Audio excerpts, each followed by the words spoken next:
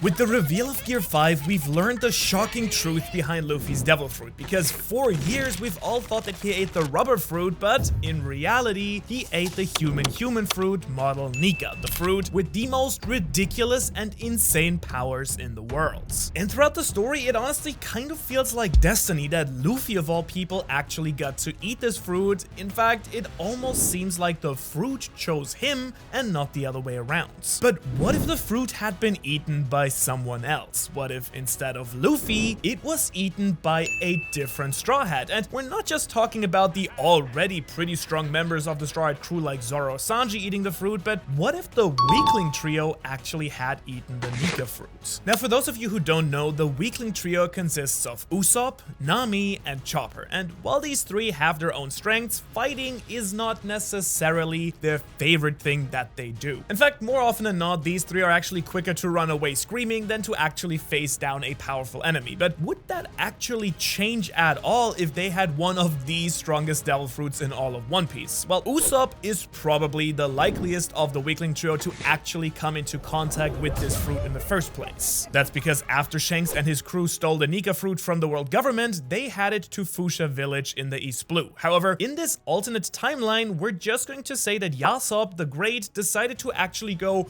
visit his son, you know, instead of being like a complete deadbeat of a father. And so all it would have taken was the Red Hair Pirates making just a quick pit stop at Syrup Village, and bada boom bada bing, we finally got one stretchy Usopp. Now, it's been kind of hinted at that the Nika fruit actually has a will of its own. It's kind of managed to avoid being captured by the world government for over 800 years after all, so it very much seems like the fruit somehow ended up choosing Luffy. But let's just say that Usopp seeing his father filled him with adventurous spirit and courage, and therefore deemed this future brave warrior of the sea worthy of its own powers. Now, as we all know very well, the Hito Hito no Mi model Sun God Nika appears to be just a regular rubber fruit before it's being awakened. So the first result of Usopp gaining this fruit is that he'd have a rubbery body just like Luffy. And one benefit of this is that he's already long-nosed could become even longer. However, the real benefit here is of course that this power would actually be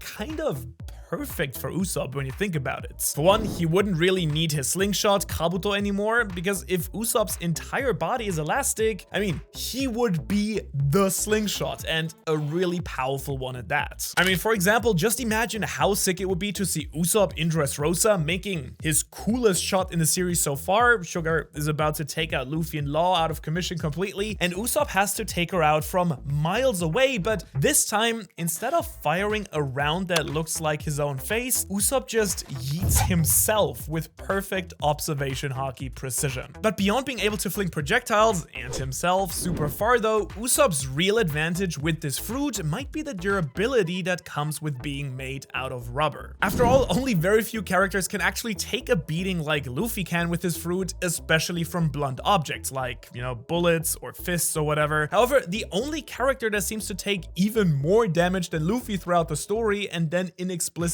recover is actually Usopp. So really, say what you want about the man, he's not super strong yet, he's not always brave, but most of the time, but Usopp can really take a hit. This is a guy whose whole skeleton has been shattered on numerous occasions and then just shakes it off to be walking around the next chapter. Now just imagine if someone like Usopp was actually made out of rubber, how perfect that would be. He would probably survive beatings from Kaido himself at this point. Like, would he ever be able to hit hard enough to actually beat an opponent like a Yonko? Possibly, probably not, but it would be nearly impossible for anyone to knock him out. But would this cowardly character ever have what it takes to become Joy Boy and actually awaken his devil fruit? Again, there's a fair argument for him probably not doing it, but we're also talking about a really brave person here with Usopp, and also this video would be a whole lot interesting obviously if he doesn't. So what would Usopp do with the powers of the awakened sun god Nika? Well, first off, Usopp is straight up a super creative inventor, consistently making use of technologies like dials to make weapons like Kabuto and the climb attack and so on and so forth. And so having the ability to bring anything in his imagination into life would make this creative character super overpowered. Like, just imagine an overpowered godly Usopp. I mean, they said it couldn't be done, but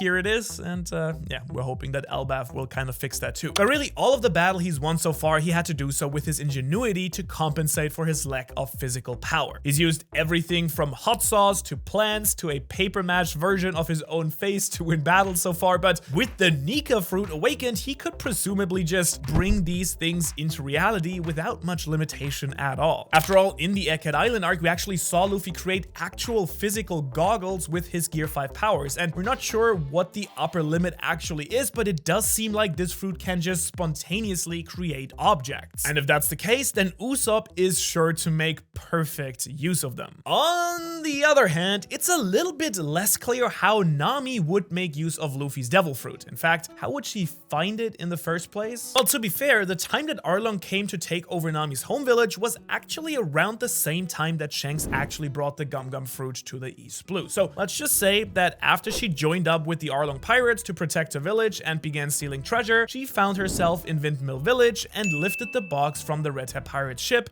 while they were busy partying, probably. Now, the problem for Nami is this box doesn't contain any gold, just this big purple piece of fruit, so she was especially hungry that day. And so voila, we have Rubber Nami. Now, how would Nami use this fruit? Well, in its base form, when she's just made out of rubber, it's really hard to say. Now, one really dark thought that comes to mind is that it could actually be sort of a disadvantage while she's still with Arlong. I mean, the fishmen had no reservations about making Nami suffer, so they'll most certainly use the devil fruit's weakness to water as a method of torture. But honestly, that's a little bit too dark to think about, so instead, let's go to the fun, stretchy stuff instead. Now, Nami could use her newly elastic body to actually squeeze into some really tight places in order to find treasure and then steal that treasure. And while Luffy uses his body almost exclusively for combat purposes, Nami would figure out how to turn her new powers into a stealth tool as well. For instance, she could access hard to reach places by flinging herself into somewhere, squeezing into tight quarters, and so on and so forth. And if she ever was to be captured, it'd be no problem either for her to just squeeze right out of the bars of a jail cell. And of course, in addition, her mastery of the weather in combat would gain a huge advantage. I mean, she already loves to summon lightning to electrocute her opponents, but with Luffy's rubber body, Nami could just conjure as much lightning as possible without any risk of taking any damage herself. In other words, her Thunderbolt tempo would be absolutely insane. I mean, talk about a shocking development.